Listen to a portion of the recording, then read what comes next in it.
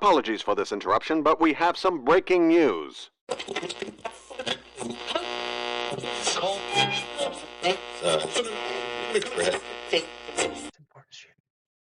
Listen closely. The following content is not advice, it is a stream of consciousness you voluntarily chose to endure. We accept absolutely zero responsibility for any chaos, financial ruin, emotional damage you sustain by treating these ramblings as facts. If you act on what you hear, the consequences that may transpire from your silly-ass choices coupled with an inability to follow directions is all yours. Regarding communication, don't. The contact link is a placebo. We are not reading your emails, we are not interested in your feedback, and we certainly do not care if you are offended. Scream into the void if you must, but do not expect the void to answer. So sit back, relax and enjoy the show.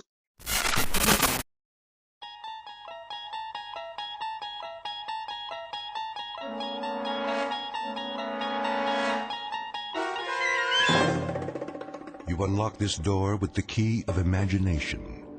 Beyond it is another dimension. A dimension of sound, a dimension of sight, a dimension of mind.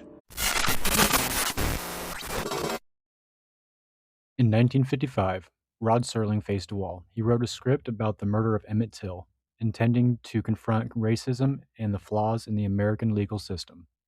The networks and sponsors censored it, declaring reality is off limits. Serling's response was brilliant, you see. He realized that by simply putting the senators into spacesuits and relocating the Mississippi town to a Martian colony, the censors would then let the story pass. And he understood a crucial truth for a controlled society, which was fiction is the only safe way to tell the truth. The creator of The Twilight Zone used the guise of science fiction to critique humanity, specifically exposing the irrationality of the United States government. By seemingly focusing on monsters, he was able to address the issues he had originally been denied. That was a time when the truth had to be spoken in a whisper, draped in a disguise.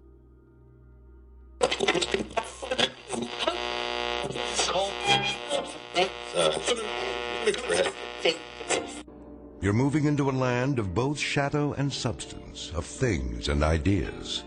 You've just crossed over into the Twilight Zone.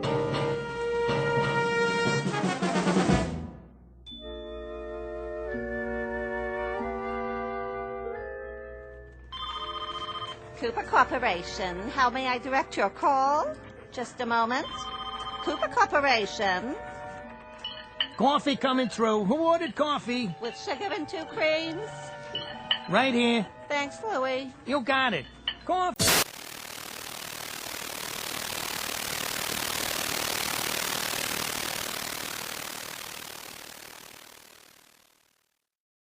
You see, folks, this is not a fucking science fiction tale.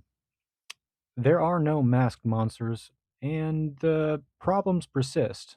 There's no meddling kids, and there's no fucking dog. Although, everybody loves Scooby-Doo. But Rod Serling, on the other hand, his aim was never to completely obscure the truth. Rather, he'd hoped his audience would actually grasp the deeper meaning, or the deeper message. The issue continues to evolve with the changing times. No resolution has yet to emerge. Instead, attention to the fundamental problems seem to be systematically diverted. I mean, go look out your window. We are living with a strange contradiction. You know, the appearance of a functional society masking a very different reality. Public infrastructure is crumbling, roads are failing, yet the construction of new toll booths never ceases. Our educational system is in distress, even as lavish, costly administrative buildings are erected. We possess technology like a supercomputer in the palm of our fucking hand, yet securing accurate, consistent funding for necessary maintenance remains basically impossible. This shortfall often forces citizens to use an already taxed money to donate and fund services that their taxes should have, already be covering.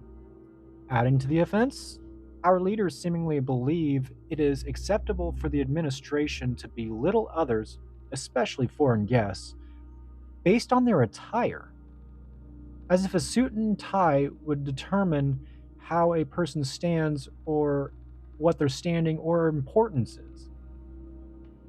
While I acknowledge I lack every detail, what I have stated is nonetheless true. And to be quite frank, the reason I lack all the facts is, well, most sources that we rely upon that to deliver them only care about viewership, broadcasting whatever biased fucking message is desired by those currently in charge. Which, if I may add, sounds awfully familiar to the story of Sterling I mentioned earlier. It's fucking baffling that our government prioritizes involvement in foreign affairs over resolving domestic issues. I find it deeply humiliating that we offer aid to other countries to solve problems that remain unresolved within our own borders.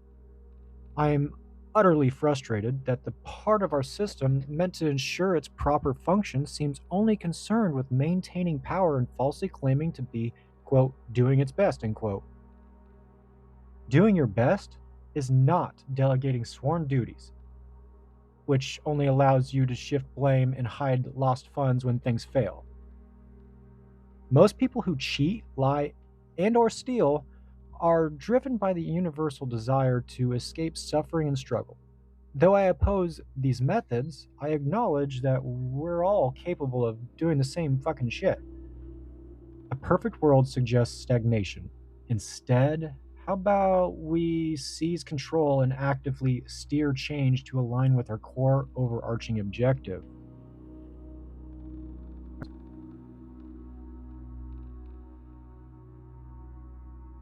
Let me level with you, okay? I'm a professional, not podcasting, although I'm working my way towards it, okay? Give me a break. But I'm a professional, and I want you to know that before we go any further, okay? I spent 11 years of my life in the trades, more specifically within HVAC and plumbing, which is heating, air conditioning, and plumbing. I work with systems, real systems, physical systems. And in my line of work, there is a concept that is absolute. That's the concept of the binary. That's the concept of the binary reality. Plumbing is pretty straightforward. A pipe either holds or it doesn't. If I mess up a gas line, I can't just tell the client, well, I gave it my best shot. My heart was in the right place, and even the team approved the fucking pipe. No, if it leaks, I failed. Somebody could die, blow up, house blow up, fire, whatever. It is a binary state, 1 or 0, function or malfunction. But when we look at the government, the people who we hire to manage the plumbing of our nation, we are told to accept a third state. We are told to accept the state of competent failure. They tell us the bridge is closed because of budget constraints.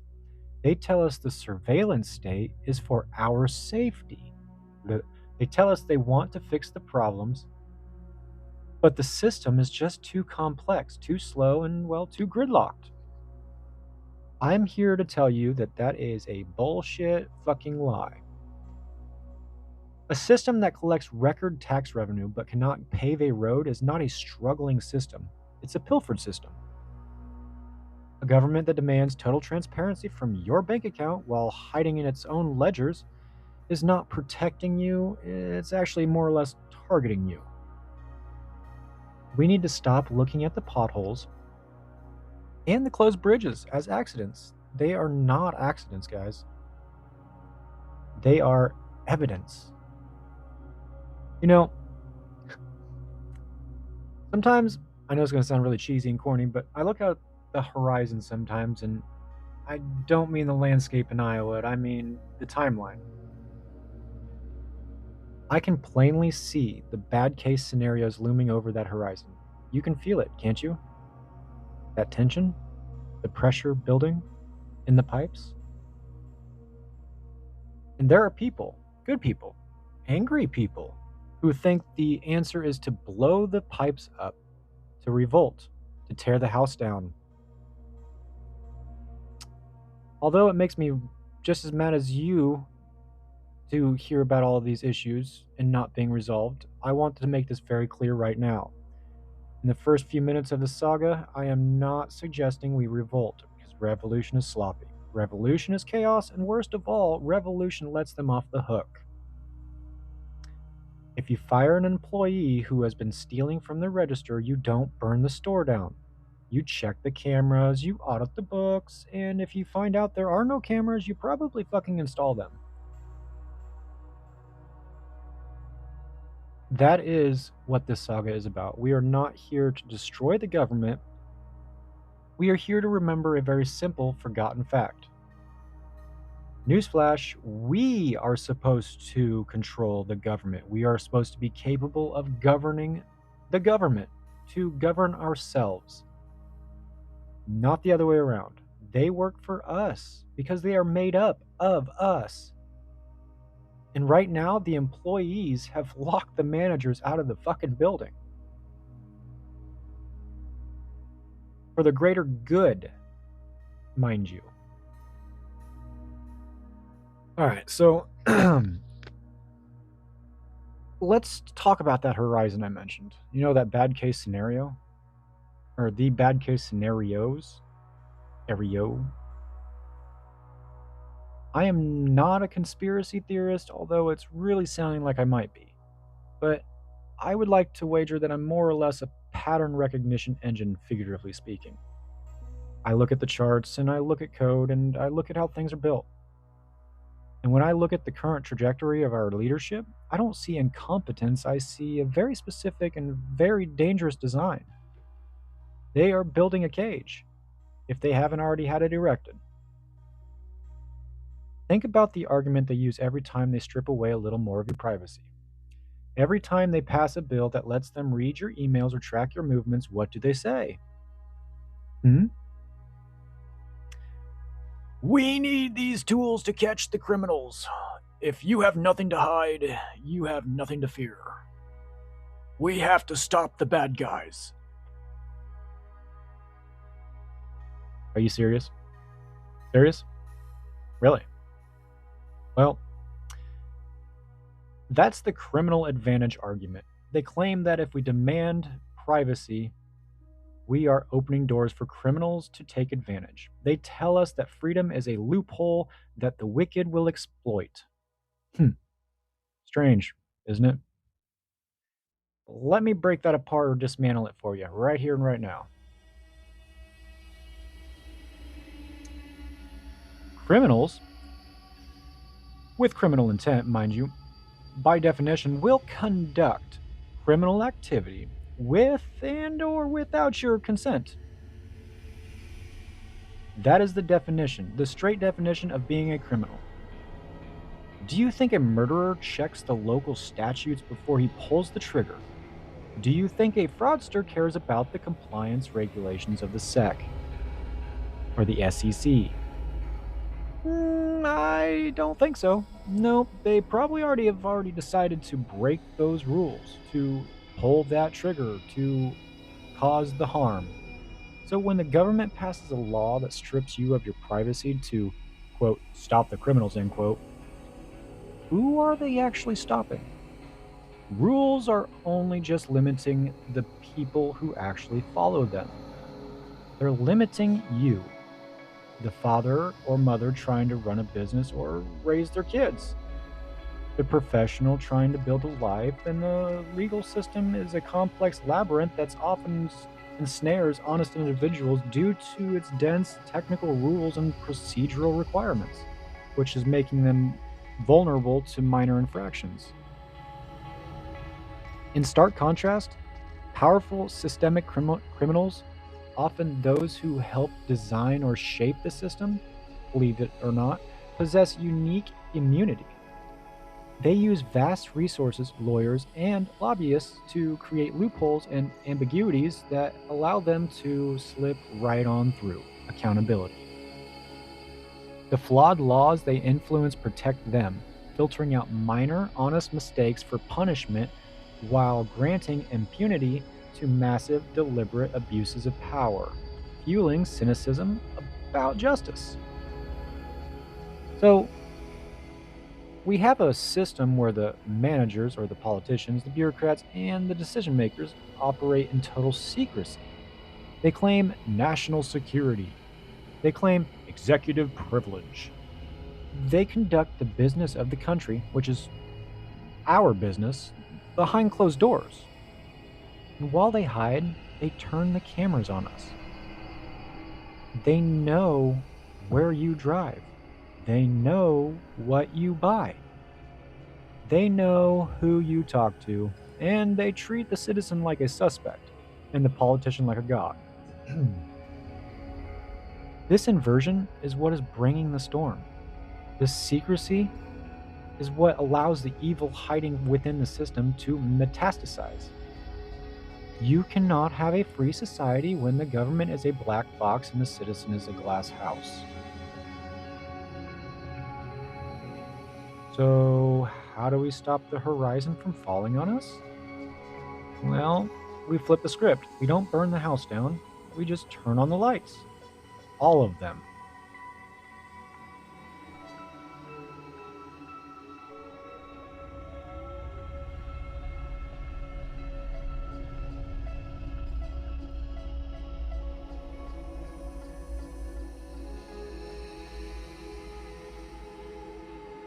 I can hear it now. The biggest question being asked. Something like, oh, yeah, we know all about these issues, but what are you suggesting? And to that I say, I've got a proposal. Okay, hear me out. This proposal mandates absolute governmental transparency as a new term of employment. Given the president's direct access to all citizens, full visibility is a reasonable requirement, I would think. Public service must now replace secrecy with complete transparency. Uninterrupted accountability, financial and logistical, is the non-negotiable cost of having state power. While national security is a counter-argument, increased citizen trust, enhanced defense and offense, and potentially fewer internal issues suggest this open approach is fairly beneficial. If you want to represent this country, if you want the fucking power to send my son to war, I don't have a son, but if I did, this is more figuratively speaking, but if you want that power to tax my labor and regulate my trade, then you get no privacy. Not while you are on the clock. I'm not talking about your family, man. Family and home time, it's a different matter. Your wife, your kids, your Sunday dinner, that is sacred. Duh. Family should never be drugged through the mud of the occupation. But the moment you step into that office, the moment you sit at the desk and pick up the phone and make a deal that affects my fucking life, there are no secrets, no omissions. Business dealing with the country as a whole is not allowed to be conducted without being monitored. That's what we did for the police officers. If you work for the public gets to watch you work. Some people will say this is extreme. They will say, who would want to be a politician if they have to wear a body cam every second they are working? I bet the police officers are laughing right now. Fucking duh. But if anything, to them I would say, well, good. If the lack of secrecy discourages you from taking the job, you're probably the exact person that I would say should not have that fucking job. Believe it or not. In the last half of this episode, we're going to break down exactly how this works. We're going to look at the financial paradox, the reason they claim they're broke while swimming in cash. We are also going to dissect the liability trap. And we are going to prove step by step why the only way to save the American experiment is to turn the government into a glass house.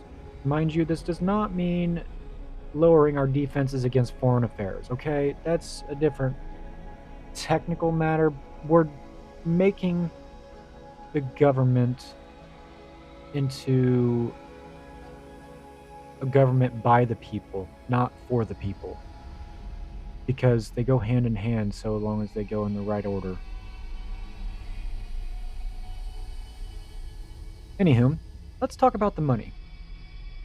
If you run a household, you understand the basic physics of finance.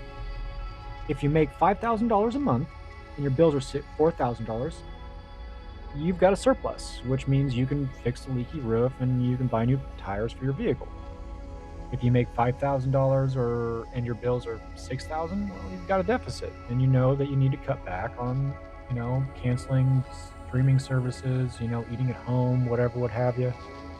But look at the government.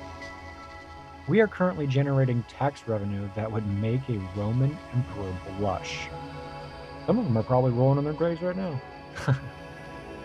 Property taxes are up, income tax is efficient, and sales taxes on everything but the fucking air you breathe. And actually, I would imagine they're probably working on that too. The revenue stream is a torrent. It is a flood. So, why is the roof leaking? Why are the roads in my town and your town crumbling like dry cake? Why are the schools begging for supplies? Why is the infrastructure, the very skeleton of our society, suffering from osteoporosis? This is the financial paradox. They tell us with a straight face, we don't have the funds. Think about the absurdity of that fucking statement. It is like a man standing in a swimming pool screaming that he's dying of thirst. Where's the water going?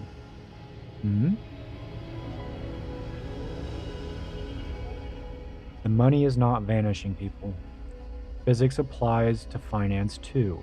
Energy cannot be destroyed, as it can only change forms. The tax revenue, your labor and time, converted into currency, is being converted, but it's not being converted into asphalt for the roads. It's not being converted into safety for your neighborhood. It's being converted into administration. It is being converted into bureaucracy.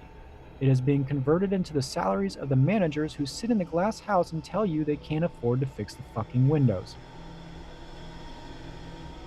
I call this the Ponzi scheme of potholes.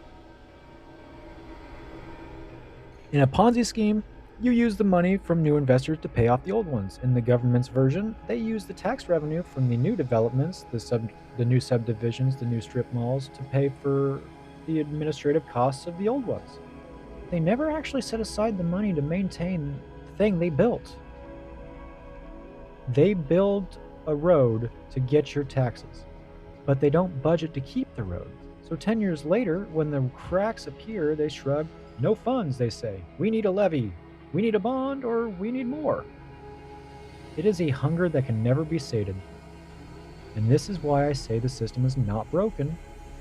It's actually working perfectly for the people receiving the checks. It is only broken for the people writing them.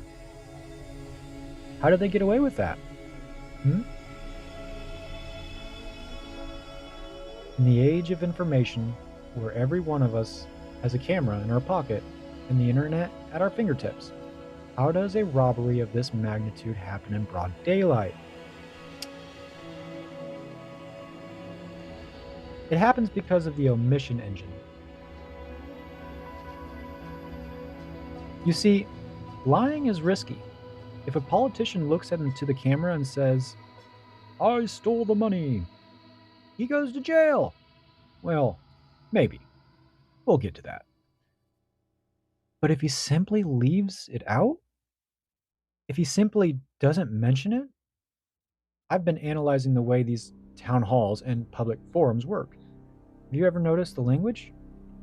It's a language of passive voice. Mistakes were made. The budget was exceeded. The funds were reallocated. By who? Who made the mistake? Who exceeded the budget?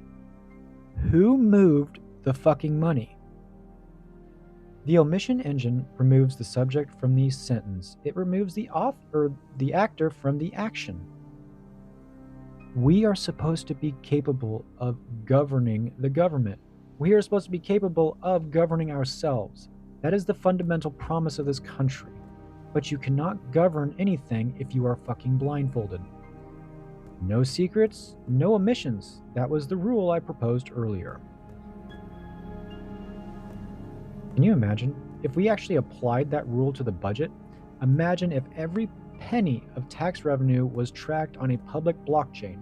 Imagine if you could open an app on your phone, scan a pothole, and see exactly how much money was allocated to fix it, and exactly whose desk that money is currently sitting on. This is all figuratively speaking, mind you. But the omission engine would stall. The engine would seize up, because the fuel of that engine is darkness. It's hidden.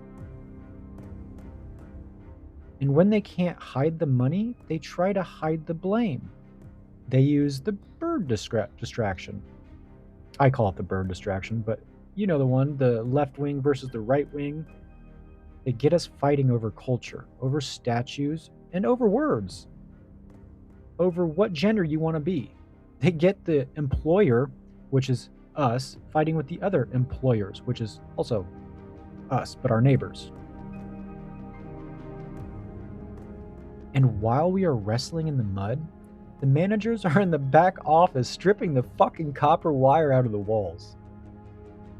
That's a good way to look at it, right? Maybe, maybe not, I don't know. But let's go deeper. Let's talk about the most dangerous tool in their kit. I want you to imagine a scenario. You own a business. It's a trucking company.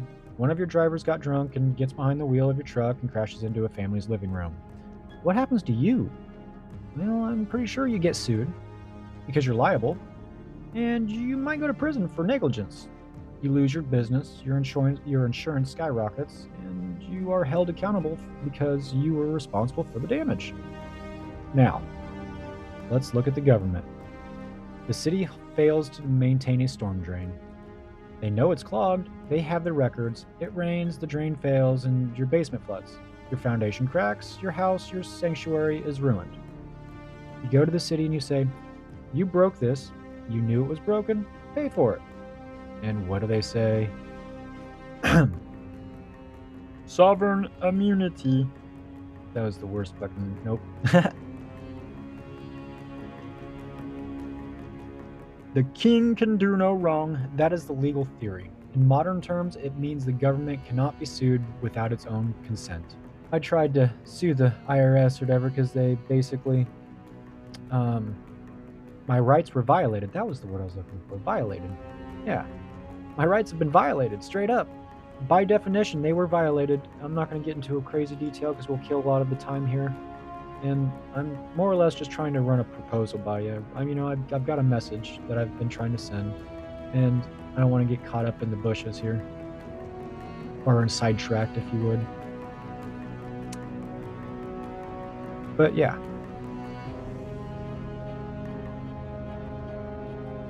Think about the insanity of that, though. The government cannot be sued without its own consent. I've had a law firm tell me that. The entity that makes the laws is exempt from them. The entity that demands you have insurance pays nothing when they destroy your property because of the simple excuse of, the acts of nature? What? They can rob you through taxation. They can destroy your property through negligence. And then they can use your own tax money to hire lawyers to fight you in court when you try to get compensation. It's a closed loop of abuse. And this brings me back to the core directive. We're supposed to be capable of governing ourselves. We are supposed to be in charge of them. When the government grants itself immunity from the consequences of its own actions, it has ceased to be a service, but has become a ruler. If a private citizen behaves this way, you know what you call him? A criminal.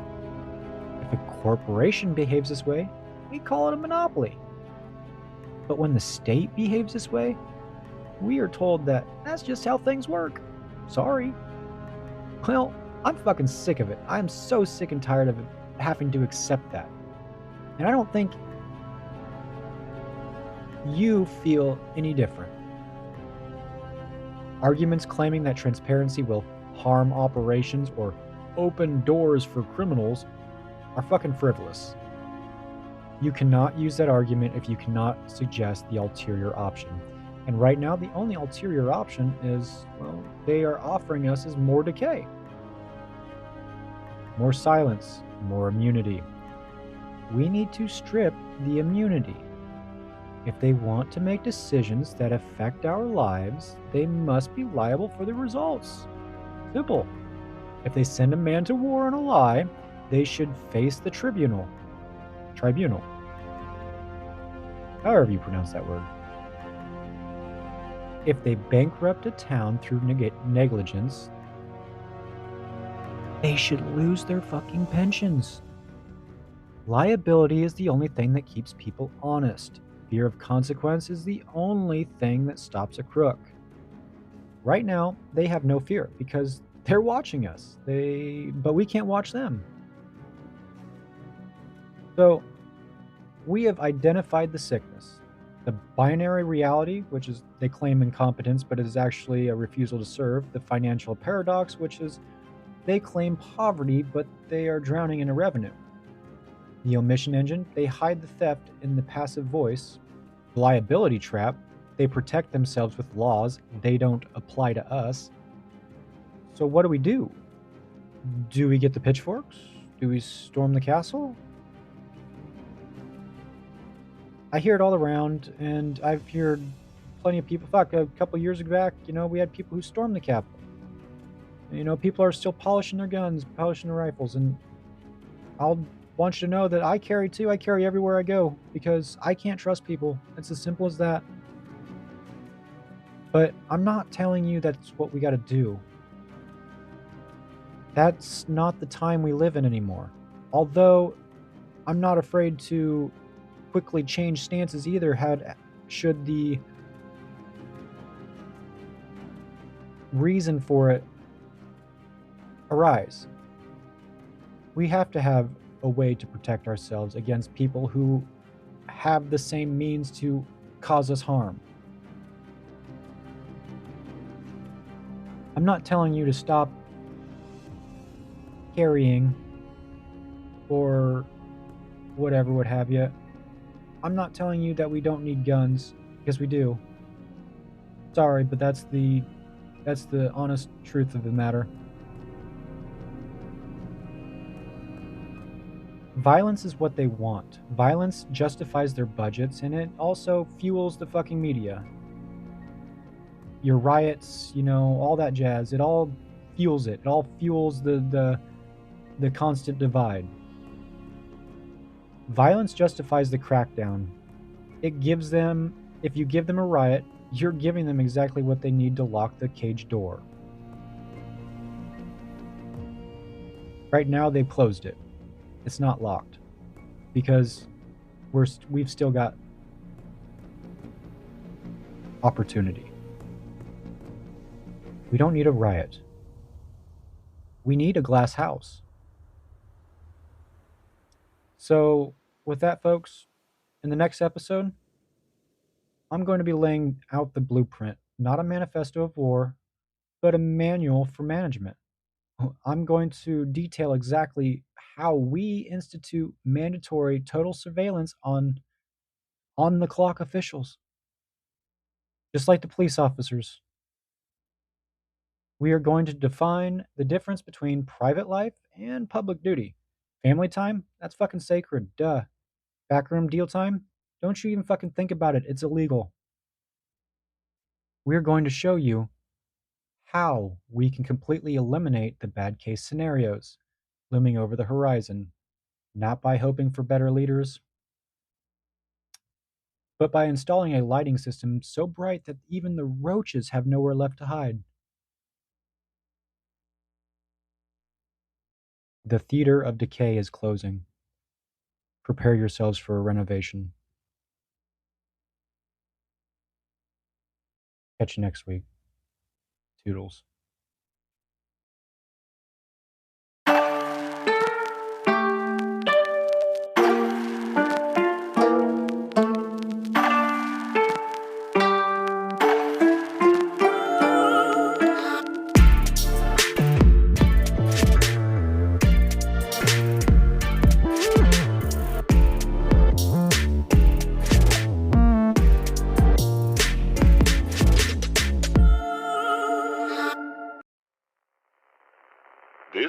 concludes our broadcast day. Good night, and God bless America.